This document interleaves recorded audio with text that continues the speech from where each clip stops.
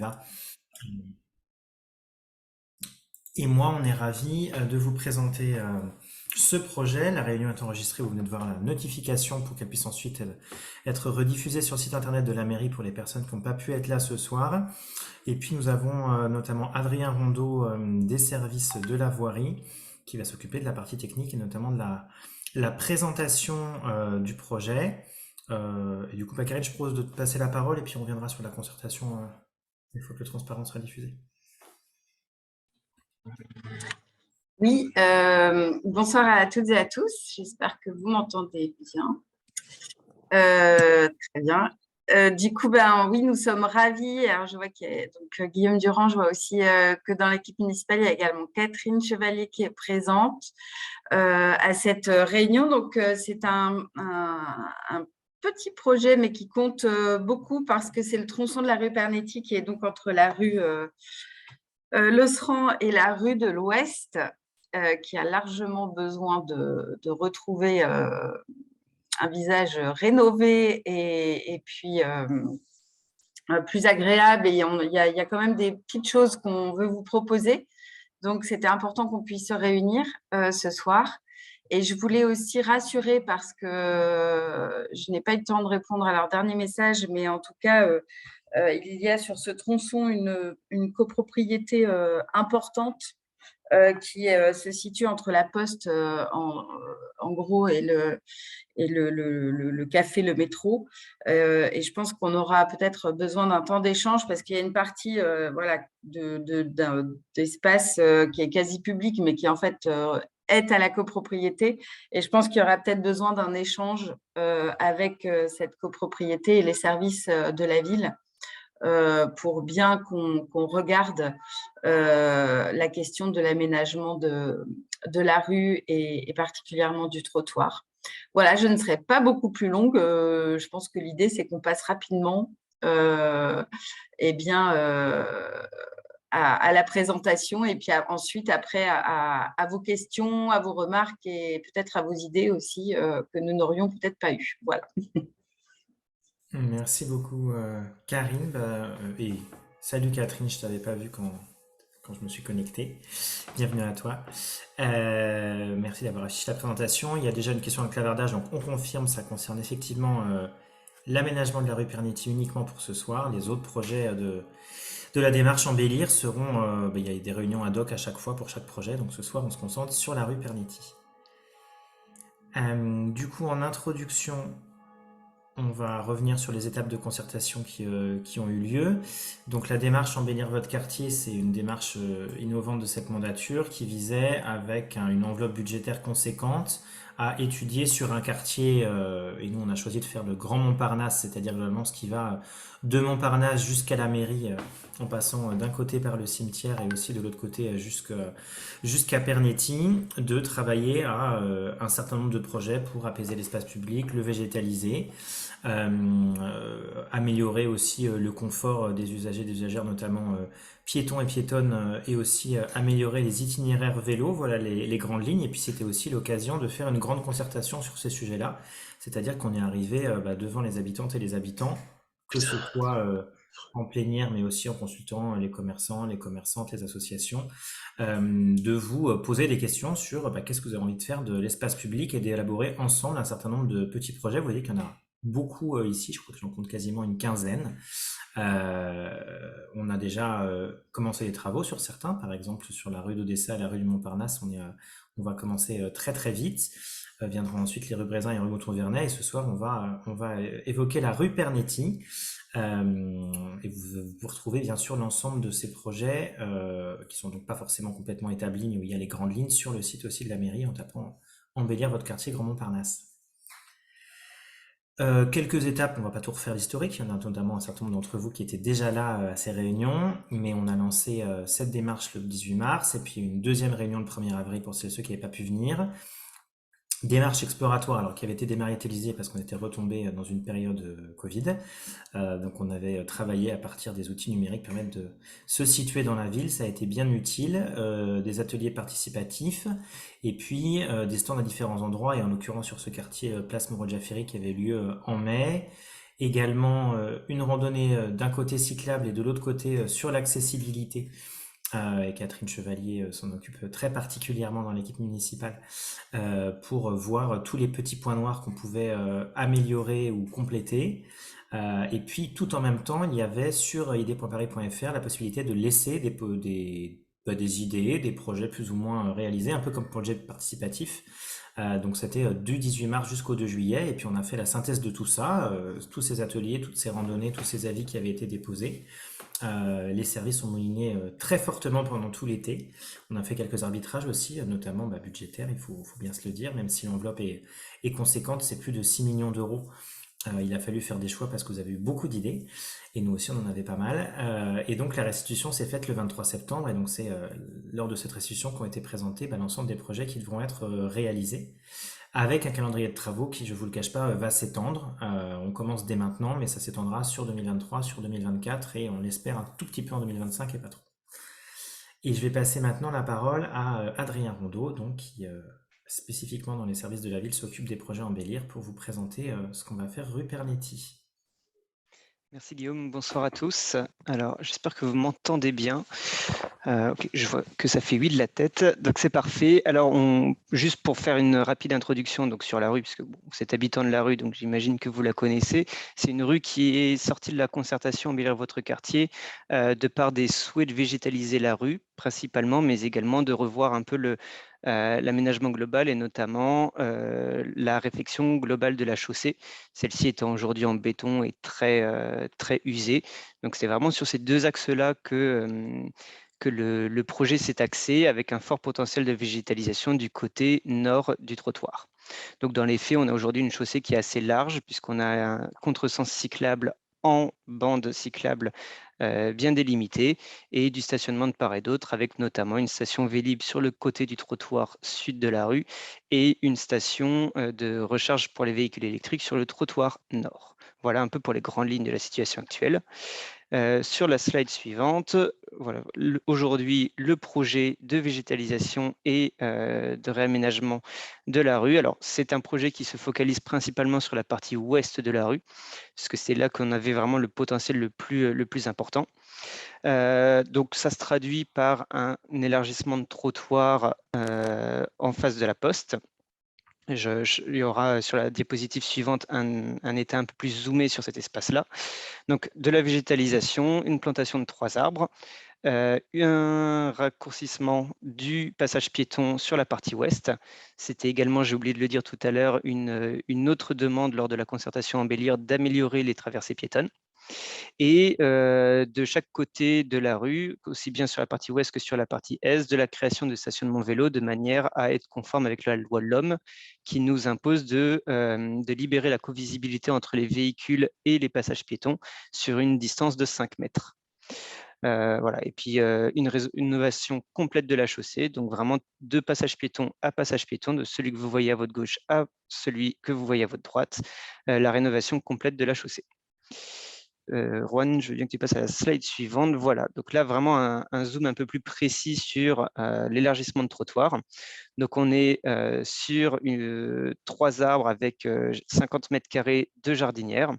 Donc, c'est bien de la jardinière pleine terre, avec de l'arrosage automatique et une composition florale qui est aussi bien basse que arbustive.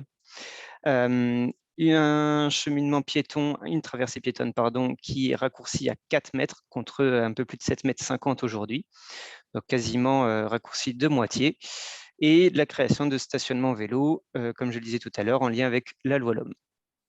Donc, le petit impact qu'a cet élargissement de trottoir sur les déplacements vélo est le fait que sur cette portion d'élargissement de trottoir, le cheminement vélo en contresens est en simple marquage contre avant une bande marquée un peu plus large. Mais on est sur une norme de cheminement d'une chaussée de large 4 mètres, ce qui est parfaitement adapté pour le contresens cyclable à cet endroit-là. Donc, quelques petites références de végétalisation, principalement sur les arbres, pour vous donner un peu 2-3 visuels de ce que pourraient représenter à terme les arbres qui seront plantés sur cette portion de la rue Pernetti. Donc, la direction des espaces verts a pris le parti de proposer 3 essences d'arbres pour ce projet, 3 arbres, 3 essences, de manière à apporter, quelle que soit la période de l'année, des ambiances végétales différentes, avec soit un arbre qui va plutôt avoir une floraison au printemps, soit un arbre, soit d'autres arbres qui vont avoir plutôt une végétalisation ou une colorimétrie plutôt automnale. Dans l'idée, on est sur des arbres à petit développement, donc sur des arbres qui, on va dire en situation naturelle, peuvent monter jusqu'à 8 mètres, mais sur lesquels, là, aujourd'hui, on sera plutôt sur des arbres qui monteront aux alentours de 5 mètres. Donc, on est sur du petit développement, du petit gabarit. Voilà ce qu'il en est pour les arbres. Voilà, donc vous avez sur les différentes diapositives aussi bien la floraison, la période de floraison, à quoi ça peut ressembler, sur des couleurs soit rouges, soit plutôt dans les tons blancs clairs. Je veux bien que tu passes à la suite, s'il te plaît. Donc, un petit point sur le calendrier. Donc, aujourd'hui, on est donc début du mois d'octobre, en semaine 40. Donc, c'est la réunion d'aujourd'hui où on vous présente ce projet d'aménagement. Les services travaux ont déjà commencé un peu à travailler et à coordonner le chantier, puisqu'on est sur un début prévisionnel des travaux à partir du mois de novembre. La particularité étant que certaines parties de la chaussée étant amiantées, on va avoir différentes phases d'intervention sur le chantier qui vont en fait se dérouler du début du mois de novembre jusqu'à la fin du mois de février.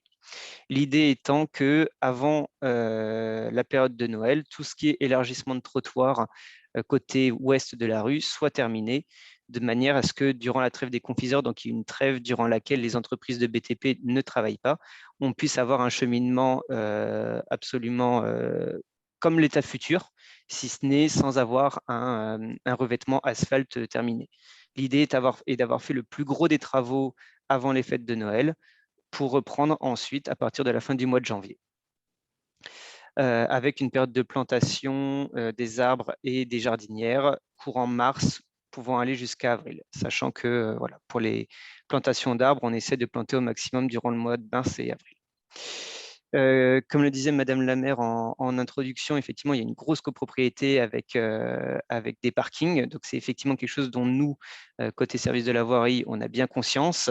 À minima, ce qu'il en est, c'est que s'il y a un impact sur les accès au parking des résidences de la rue Pernetti, il y aura des cartes de stationnement gratuites qui seront délivrées. Alors, à ce stade, on ne sait pas encore dans quelle mesure les chantiers vont impacter ou non les accès au parking, puisque la réunion de chantier va avoir lieu la semaine prochaine avec nos entreprises.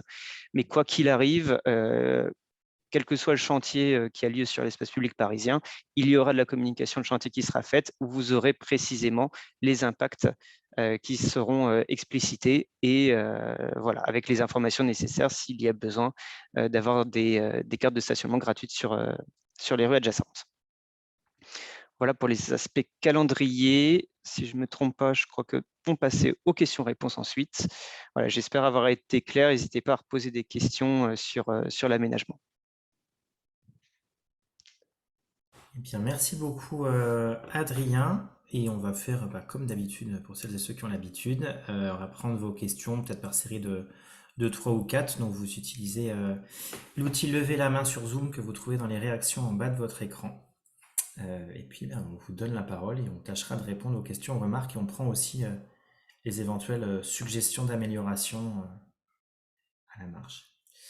On commence par Samia, j'ai pas votre nom de famille, donc je me permets de vous appeler par votre prénom, on vous écoute. Oui, je suis Madame Bargoin. Bonjour. Merci déjà d'organiser cette réunion d'information. Ma question qui me fait réagir tout de suite, j'habite le 52, donc avec ma petite famille, mon époux à côté de moi. La question du parking. Immédiatement, vous pensez bien que le parking est à peu près 3 niveaux, il y a beaucoup de voitures, 200, je ne sais pas combien à peu près, au total de voitures. Très franchement, si vous pouvez minimiser, enfin, ne pas avoir d'impact sur l'accès du parking, ce serait vraiment très, très bien. Parce que je ne vois pas comment, avec des cartes de stationnement, on va pouvoir… Le problème, c'est pas le… Il y a déjà le problème du paiement de ce parking. Le deuxième point, c'est trouver une place dans le quartier. Et comme vous savez, il y a de moins en moins de places accessibles pour se garer dans les rues. Et moi qui travaille quotidiennement avec ma voiture, je pars et je reviens. Je ne compte pas passer 3 heures tous les soirs pour trouver une place. Voilà, l'impact sur ma vie personnelle et familiale est juste considérable. Voilà. Donc, faites en sorte, je trouve le projet très intéressant, mais faites en sorte que vraiment l'accès au parking soit en permanence possible. Par exemple, et une alternative, j'étais en train d'y réfléchir, ce n'est pas du tout d'avoir des parcs de stationnement dans les rues, ce serait d'avoir un accès, par exemple, si vraiment vous ne pouvez pas faire autrement, moi je vous demande d'avoir un accès au parking Vinci de Montparnasse ou un parking souterrain accessible à tout moment et bien sûr aux frais de la mairie puisque c'est vous qui nous… puisque l'impact, c'est quand même la mairie qui provoque tout ça. Je sais pas, voilà, c'est une proposition, donc minimiser l'impact sur l'accès au parking. Et si ce n'est pas le cas, surtout pas de carte de stationnement dans la rue. Personne ne trouvera de place le soir en arrivant à 18 h. Ça, c'est une pure illusion. Donc, trouver un autre moyen de nous garer. Merci pour la remarque. Vous avez vu qu'on avait déjà un peu anticipé le problème. Comme l'a dit Adrien, c'est la réunion de chantier qui nous dira en fait surtout combien de temps, si c'est le cas, et surtout combien de temps. On essaye de phaser le plus possible les travaux. Je ne sais pas si Adrien, tu as déjà une idée quand même de si ça devait être l'accès devrait être bloqué, combien de temps Alors, ça durerait? Ça serait pas il- il- l'intégralité du temps des travaux. non, effectivement, ce ne sera jamais l'intégralité du travaux. À ce stade-là, je peux déjà informer que, ne serait-ce que pour la réalisation de la chaussée, il y aura obligatoirement une période de 24-48 heures incompressible pour la réalisation de l'enrobé. Donc, de ce côté-là, malheureusement, il n'y aura pas de possibilité d'y déroger, c'est les contraintes chantier. Et après, voilà, comme je le disais tout à l'heure, à ce stade-là, la réunion chantier n'a pas eu lieu avec nos entreprises. Donc, d'un point de vue phasage, on n'a pas encore pu décider précisément comment faire. Après, bien entendu, comme je l'ai dit tout à l'heure, et je comprends tout à fait la contrainte, notamment parce que c'est un gros parking, et ça, on le sait très bien, que, bien entendu, il n'y aura jamais une fermeture de 3 semaines de la rue. On est toujours dans une réflexion sur minimiser l'impact sur la vie du quartier, la vie des riverains, et ça, c'est une de nos priorités au jour le jour au service de voirie. Quand est-ce qu'on aura l'information alors sur cet accès? À partir de la semaine prochaine. D'accord, merci. Et je demande à la marge avec mes collègues, je crois, mais je ne veux pas m'avancer trop vite, que les cartes de stationnement peuvent être utilisées dans les parkings concédés de la ville. Mais je vous donne la confirmation dans les 5-10 minutes. Ça, ce serait génial. Merci. On va vérifier ça et nous, on informera de la durée d'incapacitation des travaux dès qu'on l'a. Catherine, tu veux peut-être faire une intervention? Merci Guillaume. Alors, belle initiative. Effectivement, cette rue Pernetti est très minérale et mérite des travaux et surtout de la végétalisation. Bon, bien sûr, il faut être vigilant puisque nous sommes pas loin du centre Forza sur les accès et particulièrement pendant le chantier, à ce que les personnes puissent se déplacer. Mais ça, je pense que vous y pensez fortement. Et je voulais rajouter juste au niveau des parkings, peut-être une idée comme ça. Vous savez que 227 rue d'Alésia, où j'habite, il y a beaucoup de parkings de disponibles puisque c'est Yes Park qui en fait loue les emplacements de parking vides. Il y en a à peu près 50% de vides. Et ça pourrait être une piste, c'est pas très loin, pour orienter les gens qui voudraient se stationner pas très loin de chez eux. Voilà. Bon, merci, et puis très belle initiative. Merci Catherine, et je rebondis sur ce que tu as dit, tu as tout à fait raison, Yespark loue beaucoup d'emplacements, notamment dans le 14e, et il y en a beaucoup de vides.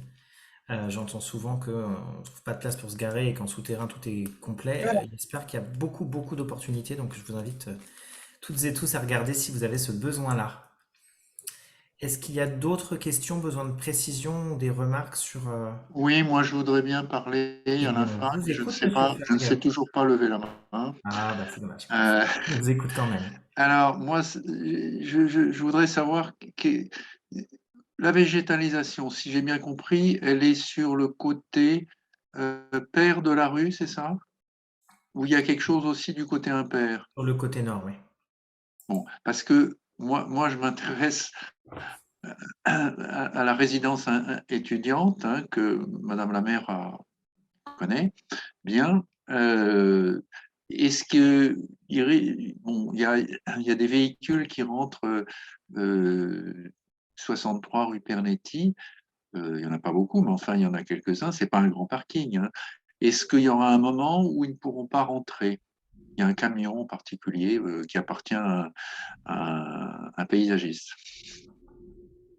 Je parle du 63 rue Pernetti, c'est la résidence étudiante.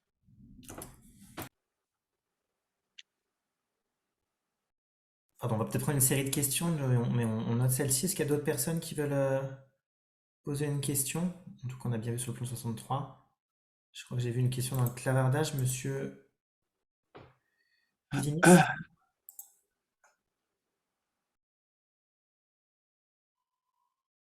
C'est ça. Ben, on vous écoute. Je la répète à l'oral? Bah, allez-y, comme ça tout le monde en profite. Non, non, je me demandais si le passage clouté à l'ouest, la largeur de la voie sera réduite ou si elle restera identique à ce qu'elle est actuellement au niveau du passage piéton ouest. Eh ben, c'est une très bonne question. Je crois que ça réduit, mais Adrien, tu peux peut-être répondre précisément, puis ensuite Karine. Oui, ça réduit, mais on reste sur une largeur de 4 mètres, qui est aujourd'hui la largeur normale pour une chaussée circulée pour les normes pompiers, et ça permet tout à fait la circulation des vélos à contresens. Est-ce que c'est vraiment limite pour les vélos à contresens? Non, c'est pas dangereux, c'est suffisant? Non, aujourd'hui, on peut le faire sur des voies avec du double stationnement des deux côtés et sur des voies circulées même plus étroites. Bon, ok. La rue est très large actuellement et Ouais. l'avantage évidemment de réduire la largeur de chaussée, c'est pour les piétons, pour que la traversée soit plus sécurisée. Et par rapport à la question de tout à l'heure sur l'accès du numéro 63, je note que vous, comme le numéro 52, avez des accès potentiellement fréquents. Il y aura une période où l'accès de la rue sera fermé pour la chaussée. Et du coup, ce seront les services de voirie qui, je pense, vous recontacteront pour pouvoir d'une part, voir potentiellement s'il y a des dates incompressibles de votre côté. Vous avez obligatoirement une livraison qui ne peut pas être décalée. Sinon, voilà, comme vous l'avez dans la marge, vous aurez toutes les informations sur les chantiers en cours sur le site de la mairie. Karine, et après on prend votre question, Madame Bernard. Oui, Adrien, est-ce qu'on peut remettre le plan justement de la rue Pernetti à l'écran? Voilà. Et donc, c'est la partie, je ne sais pas si des habitants de ces immeubles sont là, mais du grand immeuble, voilà, Madame Bernard, voilà, et visiblement, il y a des têtes qui réagissent. En fait, Adrien, il faudrait qu'on regarde la partie qui est en blanc, où il y a les petits murets là, voilà. Oui. Du coup, comment on peut, avec la copropriété, voilà, regarder, puisque je crois que la copropriété réfléchit en fait à cet endroit-là. Et du coup, voilà, comme on va intervenir, nous, à 2 cm près, c'était aussi l'idée, parce qu'ils veulent visiblement, vous voulez vous débarrasser des petits murets ou des je sais pas quoi. Bref, donc il y aurait peut-être quelque chose à faire pour qu'on regarde, si nous on a l'information de notre côté, le potentiel des réseaux ou des je sais pas quoi, de ce qu'il y aurait en dessous les dalles. Voilà. Mais du coup, je vais peut-être laisser la parole à Madame Bernard qui visiblement est une habitante de ces immeubles. Eh bien, on vous écoute, Madame Bernard. Alors, il faut que vous allumiez votre micro, c'est en bas à gauche de votre écran. Voilà, on vous entend maintenant. Alors non, malheureusement, on ne vous entend pas. Pourtant, vous avez allumé votre micro. Est-ce que vous avez un casque ou quelque chose qui serait branché?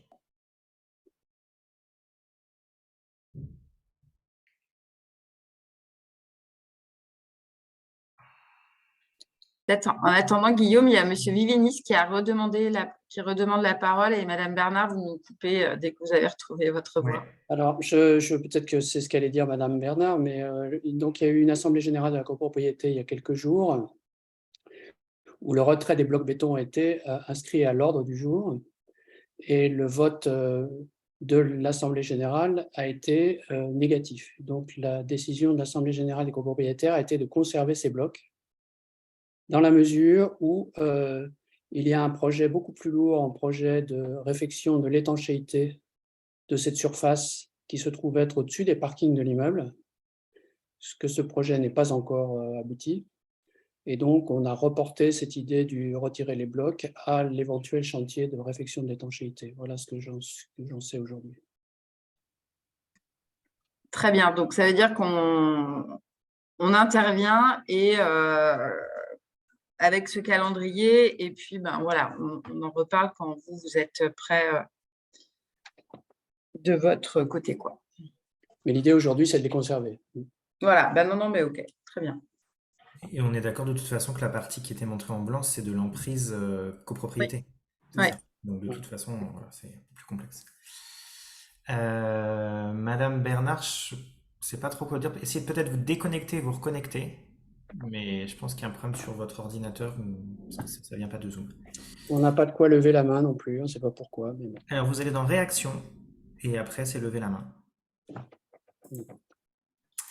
Madame Orbelin, oui, parlait des murets. Donc voilà, la copro a décidé de toute façon de pas les retirer.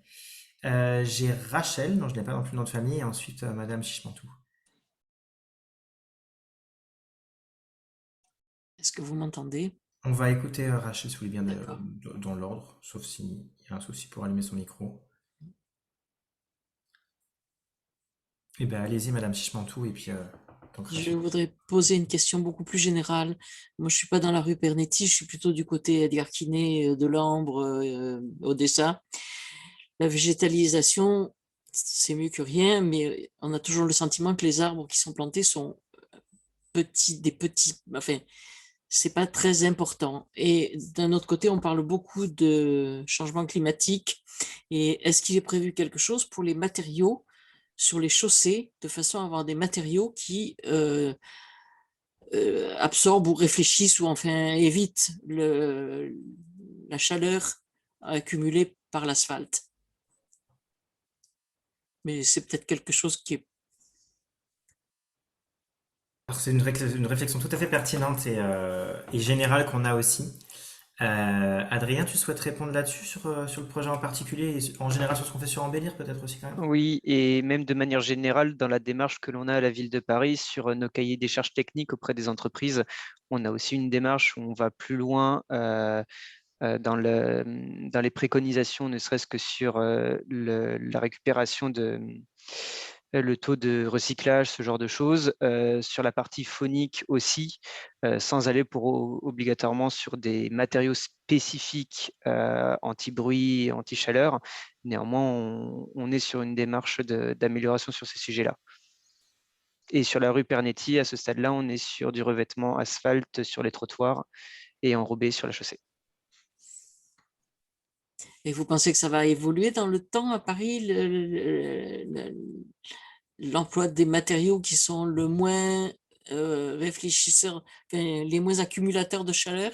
Tout à fait, aujourd'hui ça évolue, on est en constante évolution sur ce sujet-là. D'accord, ben, merci beaucoup. Je pense qu'il y a eu des exemples dans le 14e, notamment place Hélène Victor Bache. Sur la rue Sévraud aussi, il y a une partie qui est plus claire, donc on essaye vraiment de le faire. Après, c'est vrai que ça a un coût qui est non négligeable, donc parfois il faut arbitrer des choses. Et c'est vrai que là, comme on sait aussi qu'on végétalise un peu, c'est encore mieux que mettre un matériau moins accumulateur de chaleur. Donc on a fait aussi ces arbitrages sur ce projet-là, sachant qu'aussi, pour le moment, il faut le reconnaître aussi, les revêtements clairs qui sont pas très très onéreux survivent pas très bien au temps. C'est compliqué pour la propreté, enfin c'est un peu plus complexe, donc il y a encore du travail à faire. Mais en tout cas, c'est une réflexion qu'on a vraiment. Et la maire de l'arrondissement y est très attachée. Voilà. Ah, mais on essaye aussi de regarder...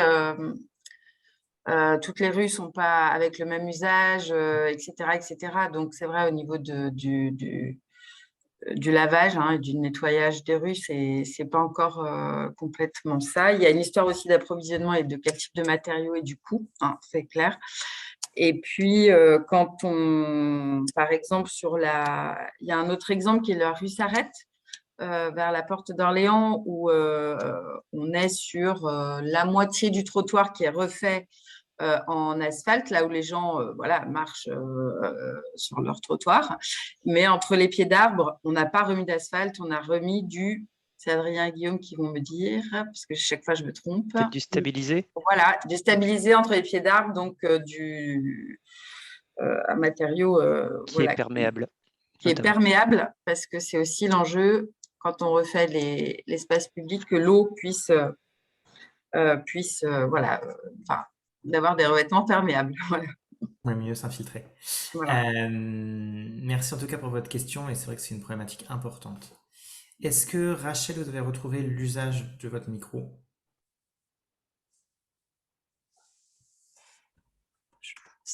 J'ai pas l'impression, donc je vais repasser la parole à Monsieur Vivinis.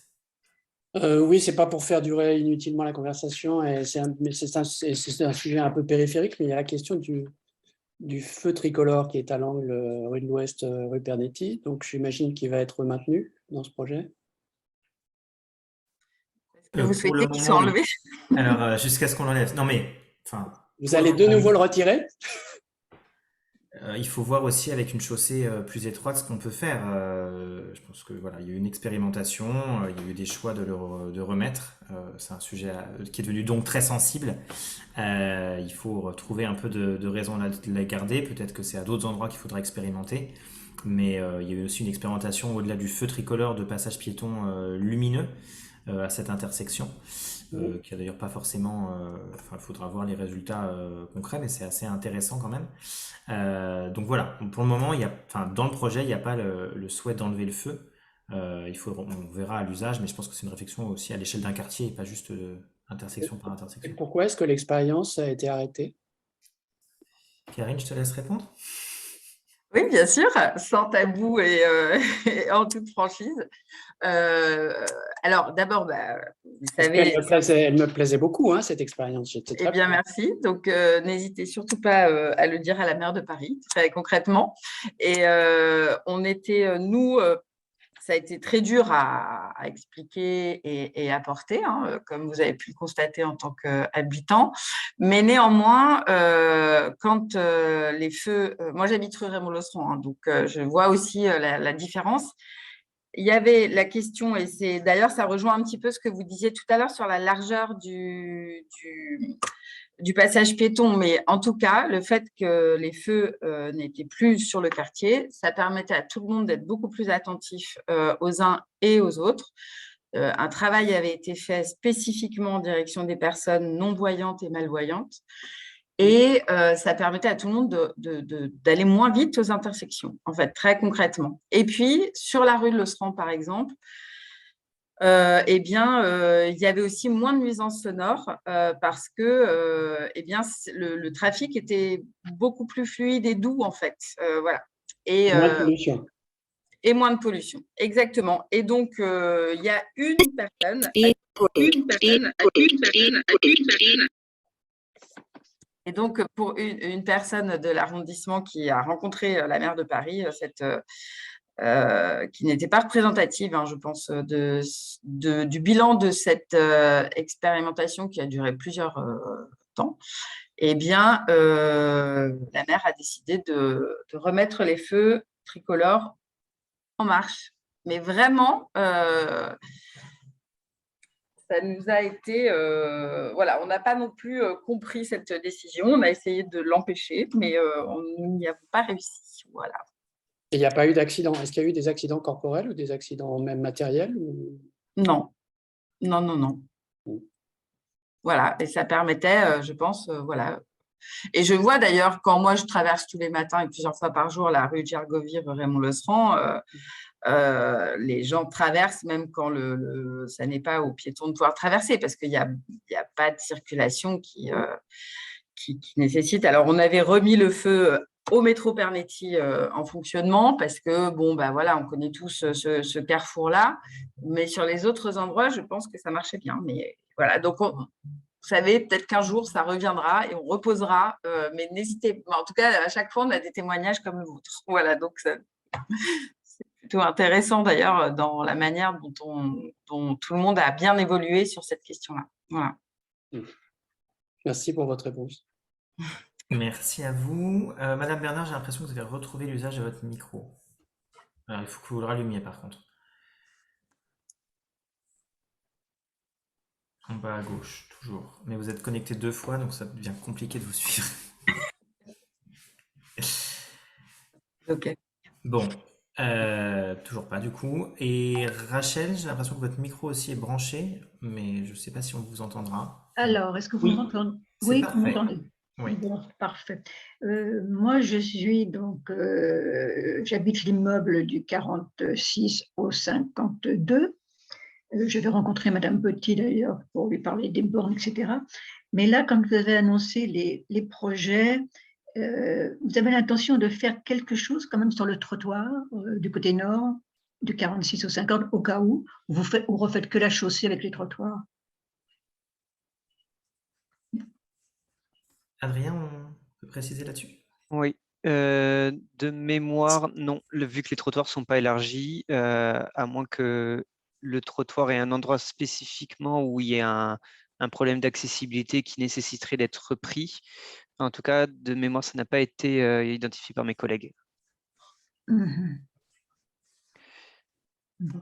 C'est vrai que de notre côté, même du 44 au 54, la rue n'est pas très embellie avec, nous avons les motos, vous avez oublié de le dire, les vélos, les bornes électriques. C'est pas très sympa ce côté-là, si vous voulez, de nos fenêtres.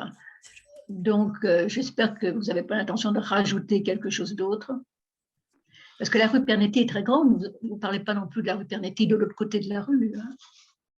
Nous, on a choisi de faire uniquement ce tronçon, mais Adrien, peut-être que tu peux expliquer pourquoi on végétalise pas davantage, notamment en fonction des réseaux. Oui, alors déjà, ne serait-ce que par rapport aux autres tronçons de la rue Pernetti qui n'avaient, eux, pas de potentiel de végétalisation. C'est aussi d'ailleurs pour ça que le projet s'est concentré sur ce tronçon entre la rue de l'Ouest et la rue Raymond-Losserand.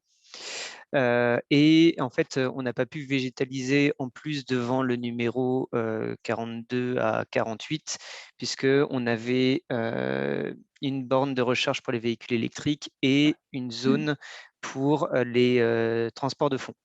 Donc, qui sont notamment la transport de fonds, qui est une zone de stationnement réglementaire pour, je crois que c'est pour la Poste ou pour une autre banque. En tout cas, on ne peut pas y déroger. Donc, on est obligé de maintenir cette zone de transport de fonds. Et du coup, ça a réduit le potentiel de plantation d'arbres et de végétalisation. Il n'y a plus la banque, hein. Il n'y a plus la banque qui justifiait les transports de fonds. Oui, elle n'est plus pour là. La Poste, si je ne me trompe pas. Non, c'était pour la BNP avant. Oui, c'était la BNP. En tout cas, nous, on avait saisi justement notre service juridique au niveau des arrêtés de voirie et on nous a dit qu'il fallait maintenir ce transport de fonds. Donc, si vous me dites que la banque a été enlevée… Oui, c'est un Auchan Drive. On peut peut-être regarder si je vais regarder, modifier. Ceci étant, je crois qu'en termes de réseau, la borne électrique, de toute façon, oui, empêche de toute pouvoir manière, planter, oui. Voilà. Au niveau de la borne électrique, c'était non. Est-ce qu'il y a d'autres prises de parole? Oui, Guillaume, il y a peut-être quelque chose qu'on peut suggérer parce que c'est vrai que sur les trottoirs, bon, quand on refait déjà l'ensemble, hein, ça donne quand même un espace public beaucoup plus entretenu et moins chaotique que ne l'est aujourd'hui la rue Pernetti parce qu'en effet, il y a eu plein de choses qui ont été des marquages, etc. Je vois qu'il y a une question sur le fameux poteau électrique provisoire de très longue date de la rue Pernetti. Donc, tout ça, bien sûr, est justement réparé, enfin, en tout cas, sera enlevé et fait de manière voilà, définitive. En tout cas, il n'y aura plus ces trucs provisoires un peu partout. Il ne faut pas hésiter à ce que vous fassiez remonter les besoins parce qu'on a dans le cadre des projets à embellir, il y a tout un travail aussi sur le désencombrement. Il y a des fois des poteaux, des qui indiquent des trucs. Vous voyez, bon, la banque, donc on va regarder par rapport au transport de fonds. Mais l'emplacement aussi des corbeilles, des corbeilles de rue, est-ce qu'il y en a assez, pas assez, est-ce qu'elles sont bien placées, etc. Tout ça, n'hésitez pas à nous les faire remonter aussi parce que c'est quelque chose qu'on travaille beaucoup sur l'ensemble de l'espace public.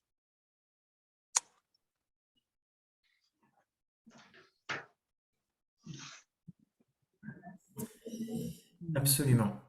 Et il y aura d'autres projets. Monsieur Vinis, c'est ça, vous relevez votre main? J'ai un doute. Oui, puisqu'on parlait des poubelles, il y a un gros problème avec le recueil des vêtements pour recyclage au bout de la rue Perdetti. C'est qu'il est et comme partout à Paris d'ailleurs, il est très régulièrement ouvert, vandalisé, avec tous les vêtements étendus par terre. Donc, est-ce que vous recherchez des solutions à ce problème? C'est lequel exactement, monsieur? Celui qui est au bout de la rue Pernetti, donc à l'endroit du démarrage du square Nijinsky, ou je ne sais pas comment il s'appelle, là. Ah oui, ok. À l'endroit à l'angle vers Saint-Gétorix. Oui, c'est bon. Ok. Oui. Et il est régulièrement éventré avec tous les vêtements étendus par terre. Donc, il y a visiblement quelque chose qui ne fonctionne pas. Ouais, ok. Parfois on les enlève, parfois on les déplace. Donc il faut qu'on regarde. On en avait d'autres sur notre liste, mais ok, c'est noté. On demandera au service de la propreté leur retour.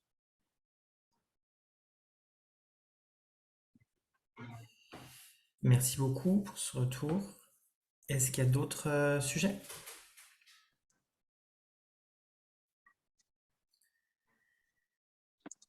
Eh bien, allez-y, monsieur Vivinis. Je me défends, puisque vous êtes encore disponible. Mais...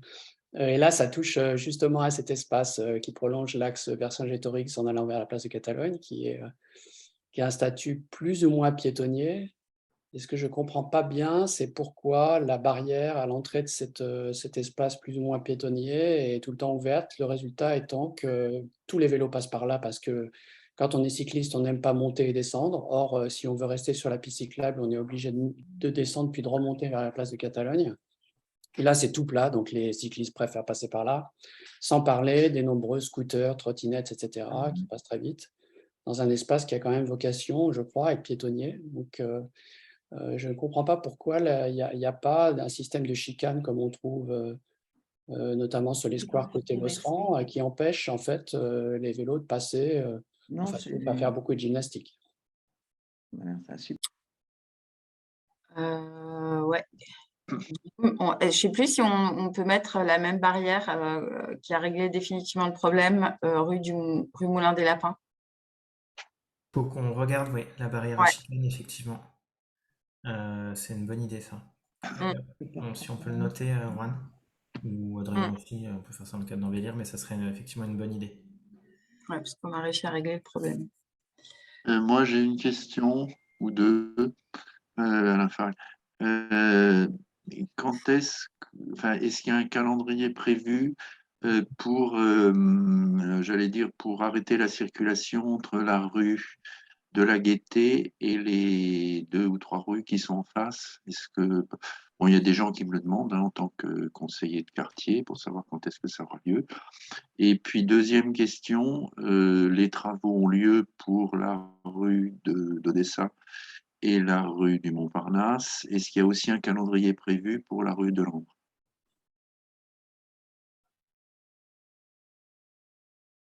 Alors, on n'a pas de date précise, ni pour l'un ni pour l'autre.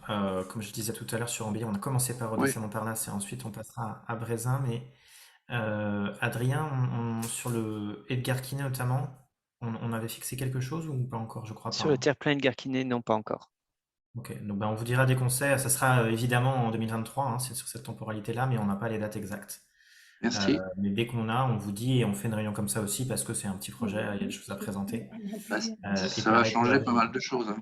Absolument. C'est ça. Yeah. C'est le but.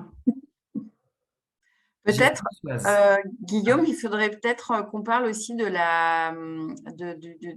qu'on évoque, qu'on informe sur les travaux RATP de la station Pernetti. Oui, on pourra parler de ça juste après. J'ai Françoise qui pose une question, mais on pourra en parler ensuite. Ouais. Oui, bonjour à toutes et à tous. Alors, une question récurrente. La partie piétonne de la rue Vercingétorix qui part de la crèche et qui va jusqu'à la place de Catalogne est donc piétonnière, mais de façon que théorique. Nous le savons tous. Or, depuis que la place de Catalogne est vouée à la forêt urbaine, les bords de trottoir ont été supprimés à la sortie pour l'accès à la place de Catalogne, ce qui fait que maintenant, il y a de plus en plus de vélos qui utilisent ces trucs qui n'est normalement que piétonnes. Et on se fait engueuler royalement plusieurs fois par jour. Donc, est-ce qu'il est quand même envisageable de faire en sorte que les grilles qui sont à côté de la crèche, les grilles qui ferment l'accès piéton et qui normalement doivent être en position fermée avec un cadenas et une chaîne, peuvent l'être ou pas, afin de faire respecter le fait que cette rue est piétonne et enfin rajouter le panneau du code de la route qui rappelle que c'est un passage piéton. Donc, piéton, c'est ni vélo, ni moto, ni engin à deux roues motorisé ou pas. Merci. On est tout à fait d'accord, on a bien noté ça préalablement. On va regarder la signalisation, mais notamment la question de la grille, effectivement. Voir, effectivement, comme disait Karine Petit, si on pouvait installer une chicane qui fait qu'en fait les vélos ne prennent pas ensuite, Oui, qui permet aux piétons de passer. oui, des chicanes seraient certainement beaucoup plus pratiques, ainsi que des chicanes, on l'avait demandé, au niveau des ateliers rue Alain. Il y a l'entrée du parking de la place de l'amphithéâtre est au 13 rue du Château. Il y a l'entrée piétonne qui passe à ras du bâtiment de l'amphithéâtre et il y a les ateliers d'artistes qui donnent sur la rue Alain. Est-ce que là, on ne pourrait pas remplacer les poteaux par des chicanes parce que les motos passent sous les fenêtres. Les deux roues motorisées On passent va sous les regarder fenêtres. surtout cet S'il vous plaît. Oui. cet espace du début de la coulée verte, là, ce qu'on peut faire Oui. pour mieux sécuriser et mieux bloquer les dos, motorisés ou non, effectivement. Parce que l'accès sur la place de Catalogne, à droite du Choubidou et de l'autre restaurant, est-ce que vous allez le laisser justement accessible aux piétons, c'est-à-dire en supprimant le bord du trottoir? Alors oui, mais ça sera accessible aussi vélo et c'est en bloc aux voitures. C'est-à-dire qu'il y a un trottoir très étendu et avec une voie partagée, livraison, donc véhicule de livraison, vélo et piéton. Oui, Donc, mais est-ce que vous maintenez à baisser le trottoir? alors il faut qu'on regarde précisément, mais il y aura, comme on refait le trottoir, on peut regarder, mais il y a des histoires de livraison à gérer, donc on ne peut pas forcément le remonter en fait. Mais je ne comprends pas là, votre réponse pour les livraisons, ça ne change rien. Moi, le fait que ce soit surbaissé fait dire aux cyclistes que c'est une piste cyclable, alors que la piste cyclable n'est que rue Alain. Oui, on est d'accord qu'elle est rurale. Oui, ok. On va regarder dans les plans de Catalogne. Juan, si tu peux noter ça aussi, parce que ça c'est plus de détails sur Catalogne, mais je pense que ça peut encore s'arranger. Et à mon avis, ça a été repris, mais il faut regarder précisément pourquoi c'est abaissé actuellement et ce qu'on Et va faire. effectivement, le dépôt de vêtements qui est juste devant la crèche, là, où les gens vont pas tarder à se promener nus dans le quartier, mais ils sont systématiquement en plein débord, quoi. Les vêtements sont par terre. Donc, Ouais, est-ce qu'il faut changer de place ou est-ce qu'il n'est pas suffisamment grand par rapport aux vêtements qui y sont déposés? Mais c'est vrai que ça va pas, quoi. C'est pas propre, quoi. c'est partout dans Paris, mais c'est vrai que Oui, je notamment là, sais. Oui, partout dans Paris, c'est pas tant l'emplacement que le nombre est oui, fou, c'est là, ça. mais Oui, après, ça veut dire que les gens donnent des vêtements et c'est bien. Mais il faut aussi trouver d'autres circuits parce qu'effectivement, là, les conteneurs dans l'espace public, c'est pas suffisant. Mm. Peut-être sur les travaux RATP, effectivement, il y a une nouvelle sortie de la station Pernetti qui va être créée au croisement avec la rue Niepce. On doit voir la RATP demain nous, pour le calendrier très précis, mais c'est effectivement des travaux qui vont être assez longs. Vous imaginez bien que creuser le sol et créer un escalier, c'est pas anodin, c'est pas 2 mois. Avec donc des emprises de chantier assez importantes, notamment au niveau de la rue Niepce. De mémoire, la rue Raymond Losserand sera un peu moins impactée sur la chaussée, les trottoirs un peu plus. Et on affine le calendrier demain avec les RATP et on vous présente ça au conseil de quartier Pernetti le 13 octobre. Très précisément, et c'est même pas nous d'ailleurs, je crois que c'est les RATP qui vient présenter. Donc vous pourrez poser toutes les questions sur la durée, les emplacements des chantiers. Évidemment, certains commerçants ont déjà été prévenus au niveau des terrasses puisque ça avait influé sur la rue Raymond-Losserand. Mais effectivement, ça va être un chantier un peu d'envergure, mais qui permettra d'avoir une nouvelle entrée et donc de répondre aux normes de sécurité pour la ligne 13 sur cette station Pernetti. Je ne sais pas si vous voulez ajouter quelque chose, Karine. Non, bah voilà, c'était pour dire que ça allait venir aussi, quoi. C'est une extension de l'escalator, en fait, c'est l'escalator qui est étendu à un escalier complet, c'est ça? Je crois que c'est une sortie supplémentaire. En plus, d'accord. En plus, Ouais. absolument. Pour être dans les normes d'évacuation s'il y a problème. Voilà. Oui, logique. Par rapport au En fait, nombre de voyageurs. C'est ça. En fait, c'est un escalier, c'est pas. C'est un escalier, oui. C'est un escalier uniquement. un Ouais. escalier. Mais voilà, on vous présente tout le 13 octobre Mhm. plus précisément. Moi, j'ai une petite question sur la rue Raymond-Lestrand, en la prenant à côté du métro. Je trouve que de plus en plus, les trottoirs sont très employés par les commerçants, par certains commerçants. Dernièrement, bon, tant mieux, nous avons un poissonnier, mais le poissonnier, il déborde aussi. Bientôt, on marche, vous savez, on circule beaucoup sur la rue plutôt que sur le trottoir. Il faudrait être vigilant avec ça, je trouve. Alors, faut pas hésiter à nous faire remonter, hein. Les autorisations d'étalage et de terrasse sont très réglementées, donc il y a des zones qu'on a distribuées, puis des zones auxquelles on n'a pas dit oui. Et on fait très attention à laisser, notamment dans ces rues très fréquentées à pied, un espace plus important que les 1,60 m réglementaires. On essaie d'avoir plus large quand c'est possible. Donc, faut pas hésiter à nous faire remonter s'il y a des enseignes en particulier qui iraient au-delà de ce qui paraît être réglementairement autorisé, pour qu'on puisse mener un échange en tout cas. Moi, j'y vais, c'est pour ça, distributeur. Voilà. Est-ce qu'il y a d'autres interventions? Sinon, Oui, s'il vous plaît. Puis alors, ce que je voulais vous poser comme question m'échappe. Si, voilà, c'est sur les commerces. En ce qui me concerne, à titre vraiment tout à fait personnel, et avec quelques autres amis, nous sommes tout à fait ravis qu'un poissonnier vienne cohabiter dans la rue Raymond-Lestrand. C'était vraiment un commerce qui nous manquait depuis le départ du précédent, depuis plusieurs années. Très belle marchandise, mais en revanche, quid des autres commerces qui s'implantent, où il y a des paquets de chips avariés, du lait, des jeux de dames. Enfin, je les ai tous faits. Je suis rentrée partout. Je n'ai souvent été que la seule cliente. Ce qui est proposé, je ne sais pas si ça peut être vendu parce que souvent ce sont des dates périmées, des mélanges de propositions de produits à la vente qui me semblent complètement incohérents. Donc je me demande, mais bon, peut-être que je suis pessimiste de nature, je me demande ce que ces commerces apportent au quartier en termes de proximité et de ville du quart d'heure. Voilà. Et en général, les personnes qui stationnent devant, moi, je les évite, je change de trottoir, si vous voyez ce que je veux dire. Donc, je me pose des questions sur la pertinence de ces commerces. Karine, tu te réponds peut-être sur la protection de la rue et la sécurité. Rue Pernetti, il y en a deux à côté de chez Victor. Hein, il y en a un à côté de chez Victor. Il y en a, enfin, sur tout le quartier, il y en a de ce genre de commerce. Donc, le poissonnier est bienvenu, bien évidemment. Mais les autres, on est quand même quelques-uns à se poser des questions sur le bien fondé de leur présence. Et le service qu'ils proposent. Alors, du coup, ça, il y en a certains commerces, voilà. Sont, on va dire, sous la surveillance de la police, voilà, pour parler très concrètement, notamment, voilà, enfin voilà, plusieurs commerces, d'ailleurs, je ne vais pas les… Après, il ne faut pas hésiter, notamment sur leurs horaires d'ouverture ou de fermeture ou de non-fermeture, voilà, de non-fermeture.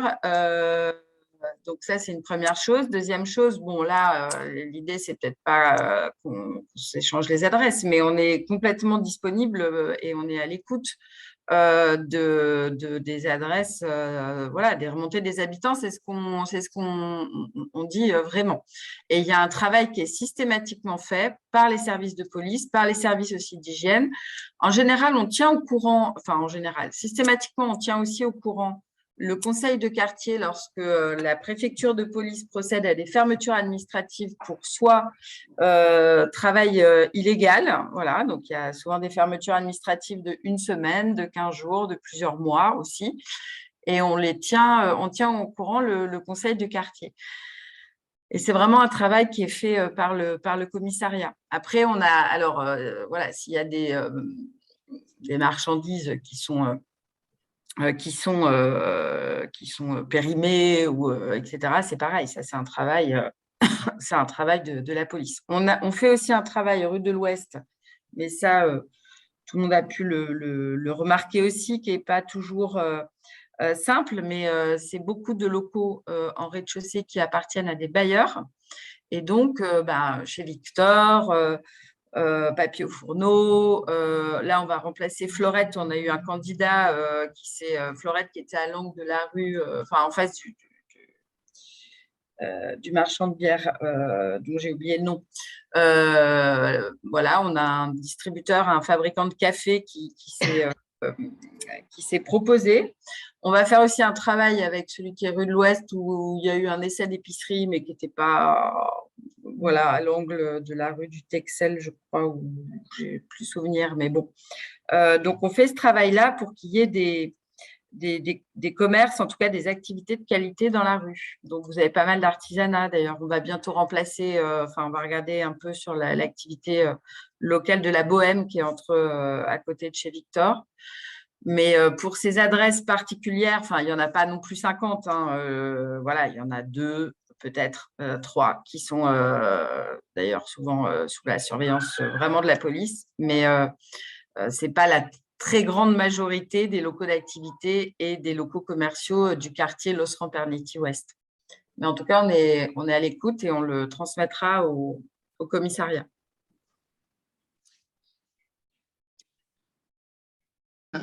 Moi, j'ai encore une question, une remarque.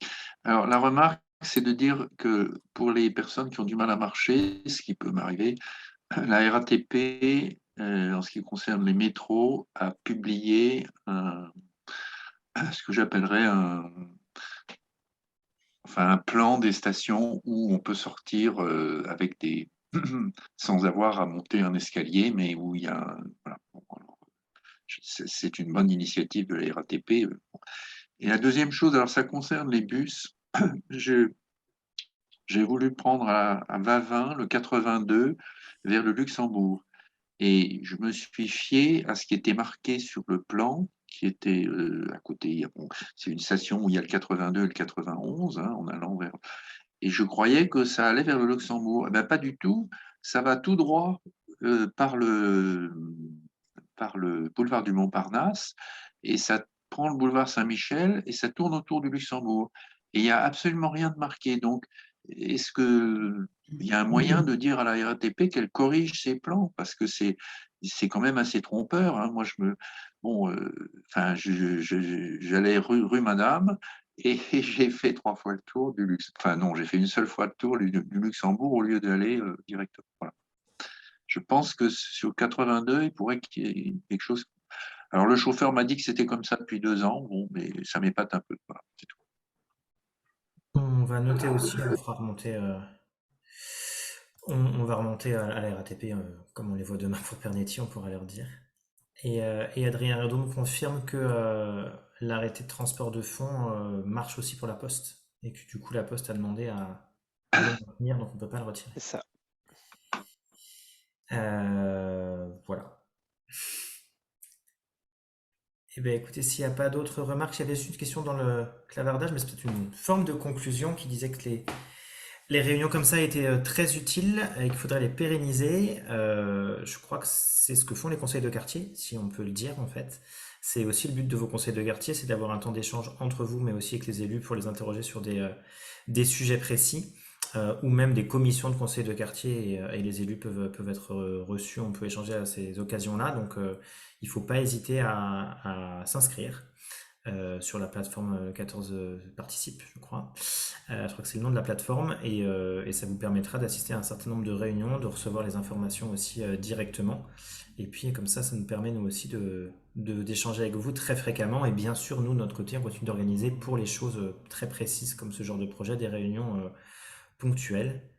Et parfois, on peut effectivement déborder un peu, mais Oui, et n'hésitez pas à vous inscrire sur la newsletter de la mairie du 14e arrondissement parce que je pense que pendant l'hiver, on reprendra des formules d'échange le matin ou le soir par quartier, soit en présentiel, soit en Zoom aussi. Donc, vous pourrez recevoir, c'est ce qu'on a prévu de faire en décembre et en janvier. Voilà, donc c'est des échanges comme ça, très informels qu'on avait fait pendant les périodes de confinement et que nous comptons bien reprendre, voilà, pour l'hiver. Et au printemps, on se reverra au café ou sur les places. Voilà. exactement. Ben, écoutez, merci beaucoup pour cette réunion. On vous tient au courant des différentes informations qu'on a évoquées. Et puis, ben, on vous dit à bientôt et peut-être au Conseil de quartier le 13 octobre pour la présentation RATP. Bonne soirée. Merci beaucoup. Merci. Merci beaucoup. Bonne soirée. Bonne soirée à tous. Bonne Ben, soirée. on va aller dîner quand même, hein.